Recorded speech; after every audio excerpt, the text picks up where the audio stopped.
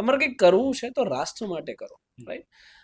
પ્રેમ પણ થાય, એવું ના હોય, યુવાની હોય પ્રેમ પણ થાય, પણ પ્રેમ જ બધું છે એવું જરૂરી નથી. અને સાચો જો કોઈ પ્રેમ હોય ને દેશની અંદર, દુનિયાની અંદર, તો એ છે રાષ્ટ્ર પ્રેમ. એનાથી મોટો કોઈ પ્રેમ હોતો નથી.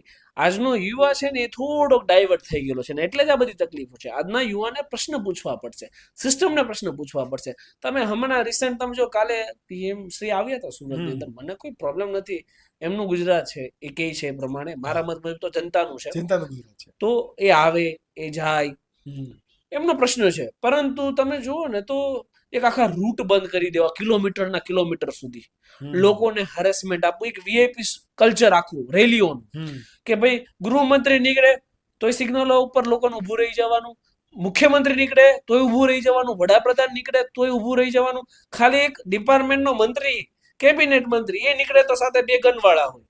શું તમે તમારા જાતને શું સાબિત કરવા માંગો છો? અમે જ તો વોટ નાખીને તમને જીતાડ્યા છે. તમે કે અવકાશમાંથી મંત્રી બનીને આવ્યા છો? પીએમ તમે અવકાશમાંથી બન્યા છો? નહીં, અમે બનાવ્યા છીએ. તો તમે જે જનતાથી જ આગળ આવ્યા છો, ગુજરાતની જનતા તમને આગળ પહોંચાડી છે, તો એનાથી તમને શું થ્રેટ છે? હું એ સમજી શકું કે પીએમ છે તો એમને થ્રેટ હોય થોડા ઘણા, પરંતુ એના માટે જનતાને એટલું મોટું હરેસમેન્ટ એ ક્યારેય હું સહી શકું નહીં.